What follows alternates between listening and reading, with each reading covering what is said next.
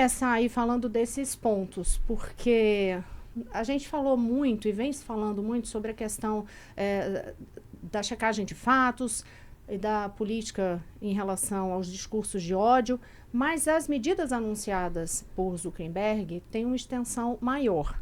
Então eu queria saber de vocês, assim, os pontos que foram tratados, trazidos por ele, o que é de fato mais impressionou, o que mais preocupa em relação ao impacto que pode ter para além dos Estados Unidos, para além da questão das fronteiras, claro, aqui no Brasil também. Olha, eu acho que tem 2 pontos. Primeiro, eu gosto de explicar um pouco o que é a moderação de conteúdo, porque eu acho que às vezes não fica tão claro. A moderação de conteúdo, ela é o gerenciamento da liberdade de expressão online. Então, a plataforma, ela não decide só o que vai permanecer no ar e o que vai sair do ar. Ela decide qual é o alcance de cada uma das postagens que estão ali circulando. Então, determinada postagem pode gerar muito engajamento, outra não, e isso pode ser uma decisão da própria plataforma.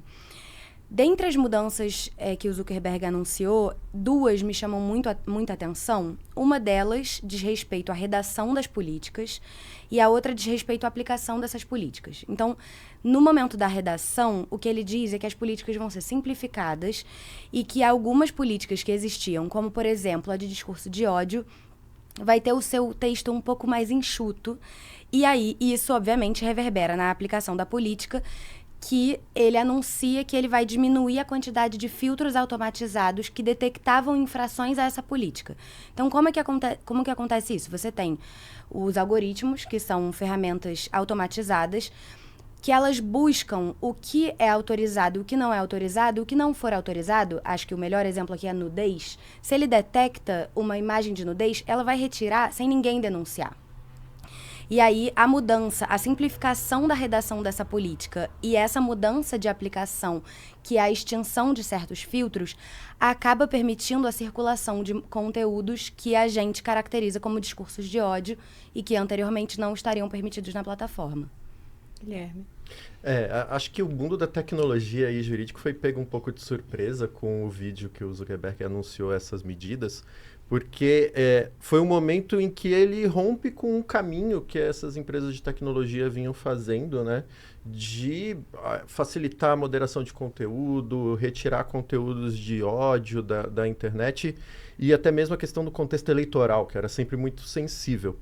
E aí ele faz um vídeo curto, de 5 minutos, em que ele chega e fala, olha, a partir de agora a nossa empresa vai reduzir essa questão dos filtros robóticos, né? Então eu estava vendo o relatório de transparência da Meta para o 3º trimestre do ano passado, de 2024, e eles falaram assim, olha, a gente removeu 95% de todas as postagens antes que qualquer usuário denunciasse. Então, a gente está falando aqui de 6 milhões de postagens que eles fizeram alguma coisa e 95% disso sem ninguém ter denunciado, porque foi automático. Então, eles estão mudando a régua do robô. A segunda questão, eles estão simplificando a política, mudando algumas coisas, e a gente pode discutir o que é essa simplificação. E teve essa ideia, pelo menos para os Estados Unidos, de acabar com a parceria com as agências de checagem, né, de fatos contra a desinformação. O que a gente olha com cuidado sobre essas medidas bom, o que essa rede vai se tornar? O que esse ecossistema vai se tornar? Que é a Meta, Instagram, WhatsApp, o que eles vão se tornar depois dessa mudança na postura da empresa, né? Agora, eu quero saber aí, esse ponto você diz, vamos avançar sim, mas eu tenho uma dúvida inicial. Até que ponto vocês relacionam esse anúncio com a vitória de Donald Trump? Qual é a relação imediata que pode ser feita? Porque a discussão sobre redes sociais, sobre o avanço das redes, esse controle das redes, tudo passa hoje em dia por uma grande discussão geopolítica. Então, eu queria saber do ponto de vista de vocês, qual é a relação direta que pode ser feita disso? Vou começar contigo mesmo, Guilherme. Teve um envolvimento muito grande de algumas pessoas desse ramo da tecnologia com as candidaturas, né?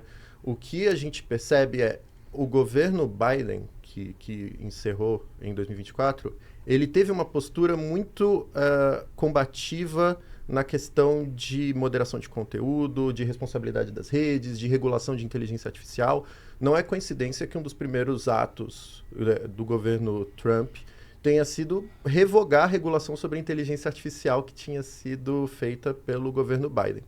Então, a gente sai de uma postura, vou regulamentar a tecnologia, para uma postura, vou desregulamentar a tecnologia. E num contexto em que essas empresas estão investindo forte em inteligência artificial, e toda vez que a gente fala em investimento, esse volume de investimento vem muitas vezes do governo, para essas empresas é muito interessante estar aliada com o governo da hora. E se o governo da hora está falando, eu vou desregulamentar esse setor e eu vou investir em inteligência artificial, pô, eu caio nessa na hora, né? Pelo menos essa pode ser uma das linhas de raciocínio.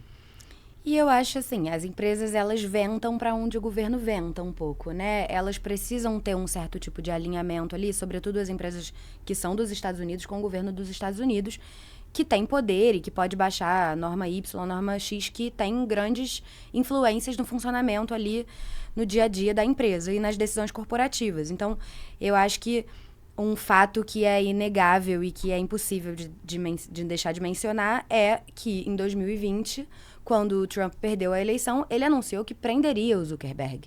Ele anunciou a prisão do CEO da Meta por conta de uma suposta influência na eleição.